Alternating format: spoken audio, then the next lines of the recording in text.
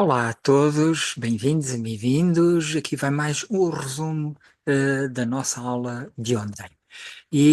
Vamos começar precisamente por ver o que é que estivemos a dar nas aulas anteriores. Nós estivemos a ver como o afeto é uma necessidade essencial para o desenvolvimento benéfico dos bebés.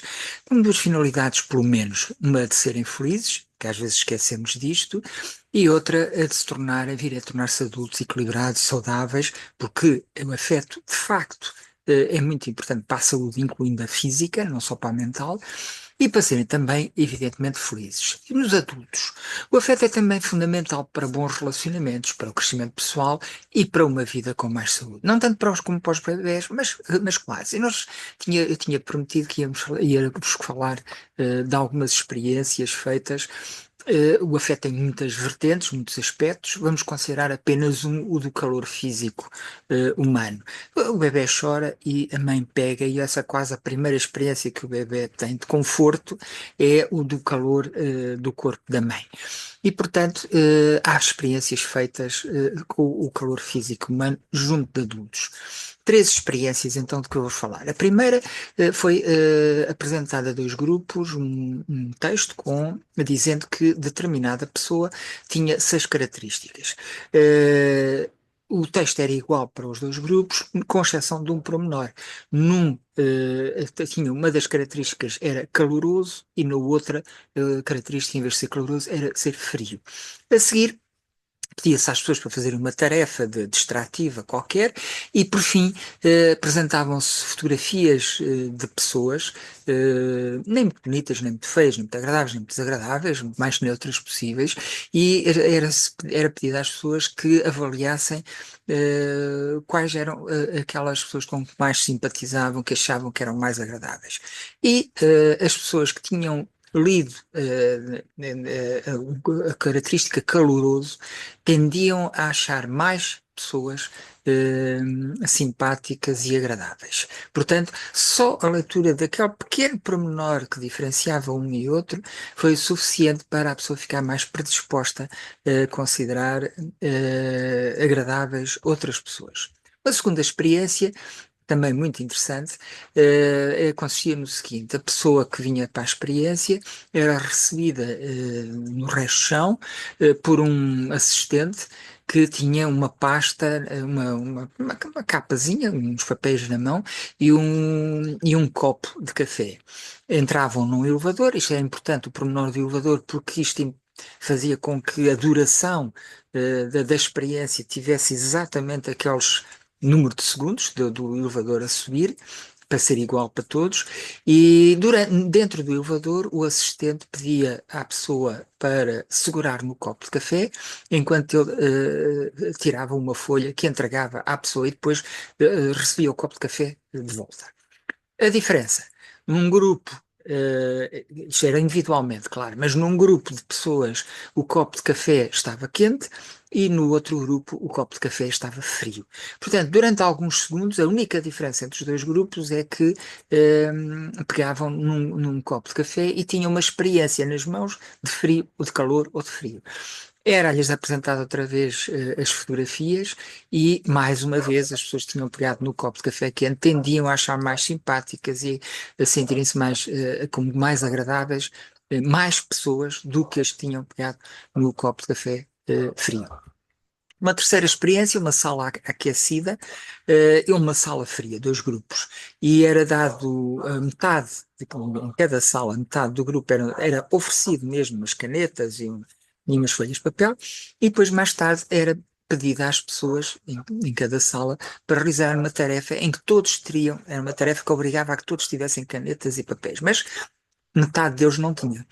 O que é que se observou? Observou-se que na sala aquecida as pessoas que tinham eram mais generosas, davam com mais facilidade as canetas e havia mais pessoas a dar canetas e papéis às outras do que na sala fria. Mas curiosamente isto funcionava mais com as pessoas com vinculação segura do que com vinculação insegura. Com vinculação insegura o calor já não influenciava tanto.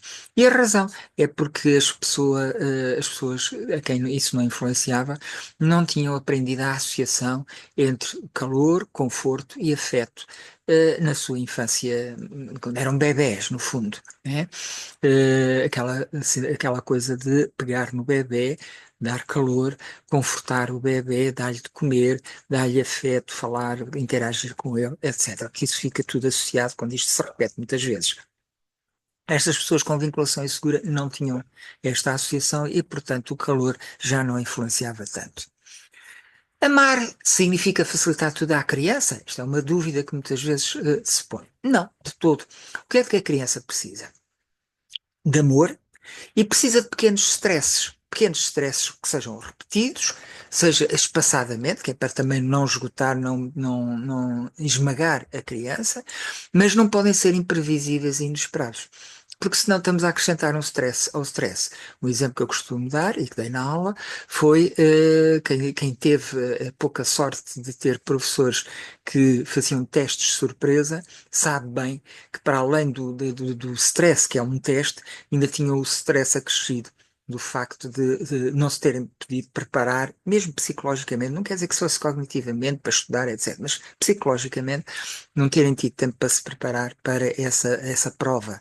E, portanto, é muito mais estressante. Portanto, não devem ser imprevisíveis nem inesperados. E devem ser provocados por desafios que as próprias crianças, aliás, as saudáveis e seguras do afeto dos adultos, acabam sempre por exigir, seja começar a comer por si próprias, seja ir para a escola por si próprias.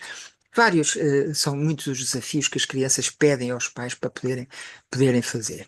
Esses desafios têm que ser desafios que não sejam impossíveis de ser alcançados e, portanto, a criança tem que ter algumas hipóteses de sucesso nesses desafios, mesmo que não seja a primeira, pelo menos a curto prazo é previsível que tenha sucesso, desde que tenha uma ajuda afetuosa e encorajadora do adulto. Portanto, são desafios que precisam dos adultos para elas terem sucesso.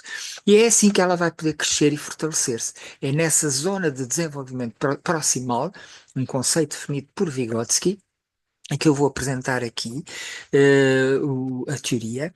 Segundo Vygotsky, nós temos um conjunto de conhecimentos, aqui representado neste círculo azul, um conjunto de conhecimentos que, se fizermos atividades baseadas nesses conhecimentos, não crescemos particularmente. É um bocado como eu venho, vou de Olhão para Faro, de carro, e não se pode dizer que a condução me faça crescer, me faça desenvolver. Porquê? Porque eu já sei guiar e já estou farto de guiar, já tenho milhares de horas de guiar e, portanto, é uma tarefa rotineira, é uma tarefa que não é particularmente produtiva em termos de desenvolvimento pessoal. Depois temos uma zona fora desta zona azul, temos a zona daquilo que a gente não conhece. Mas nessa zona que a gente não conhece, pode-se diferenciar duas. Uma que a gente não conhece e não tem qualquer possibilidade de vir a conhecer a breve prazo. Era como se eu estivesse a dar este resumo em mandarim. Eu podia estar aqui a falar durante horas e o resultado para quem me está a ouvir seria absolutamente zero. É uma atividade absolutamente. Estar-me a ouvir falar em mandarim é uma atividade completamente muito fútil, frustrante a todos os níveis. Mas há uma zona nesta zona, fora da que nós não conhecemos, há uma zona intermédia em que a atividade pode ser feita com a ajuda dos adultos, com o encorajamento dos adultos, mas é possível de ser feita. Por exemplo, ainda na questão da língua, se eu estivesse aqui a dar aula em espanhol e pudesse haver interatividade, vocês perguntaram o que é que quer dizer com não sei o que, eu explicaria. Isto seria uma atividade em que isso permitiria a vossa aprendizagem, o vosso crescimento. E esta zona, precisamente a cor-de-rosa, é a zona de desenvolvimento proximal e, segundo Vygotsky, é aqui que devem estar os desafios que nós pomos às crianças para elas poderem crescer e fortalecer-se. Passemos então agora à segunda competência. A primeira foi, portanto, o afeto. A segunda competência é a escuta ativa. O que é a escuta ativa? Simplesmente é a concentração no que a outra pessoa está a dizer. E porquê é que se chama ativa esta escuta? Porque a concentração implica vários esforços, digamos assim, não é passiva. Implica intenção, ou seja, querer escutar ativamente. Mas não pode ficar por aqui. Tem que se iniciar essa escuta. Tem que se começar a escutar.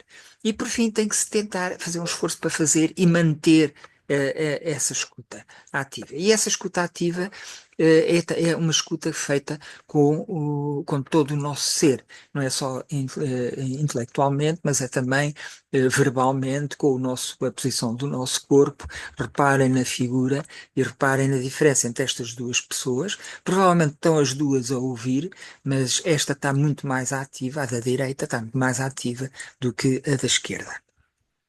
Muito bem. Porquê que é importante a escuta ativa? Num contexto de um relacionamento, o que é que acontece se eu não escutar o outro? Não o conheço. Não consigo conhecer. Por isso não sei quais serão os seus gostos ou necessidades. E não sabendo quais são os seus gostos e necessidades, falho em os satisfazer.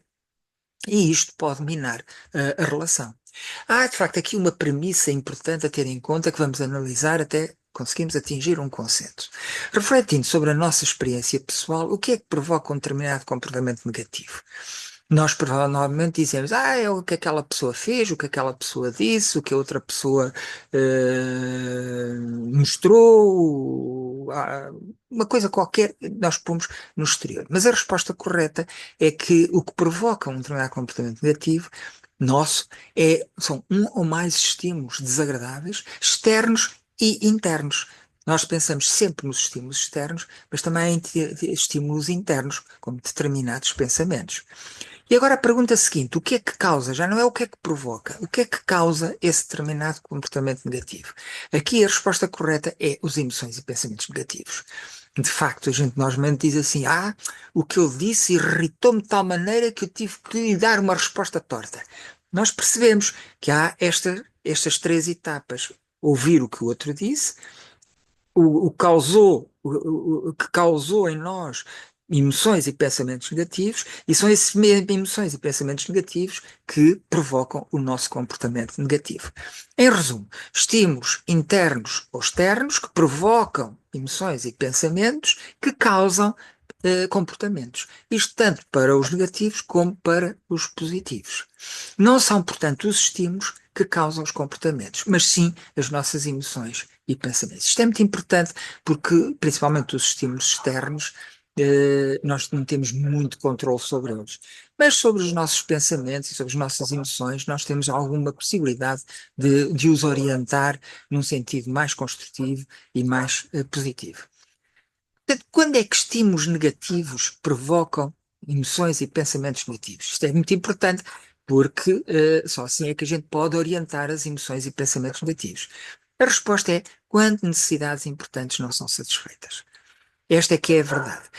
Nós podemos ter um determinado estímulo negativo que ouvimos, presenciamos, e se ele não afetar as nossas necessidades, não nos incomoda. Se afetar, incomoda-nos e verdadeiramente. De maneira que é este o fim da nossa aula. Nós vamos continuar na próxima aula com esta matéria, mas ter então em noção que não são os estímulos que causam os comportamentos negativos, são as emoções e pensamentos negativos, e o que provoca, o que faz com que os estímulos provoquem as emoções e pensamentos negativos é de facto a não satisfação das nossas necessidades mais importantes. Obrigado pela vossa atenção e até para a semana temos a Lídia Jorge. Até para a semana, então, uma boa semana com saúde, alegria, paz, etc, etc. Adeus e até lá.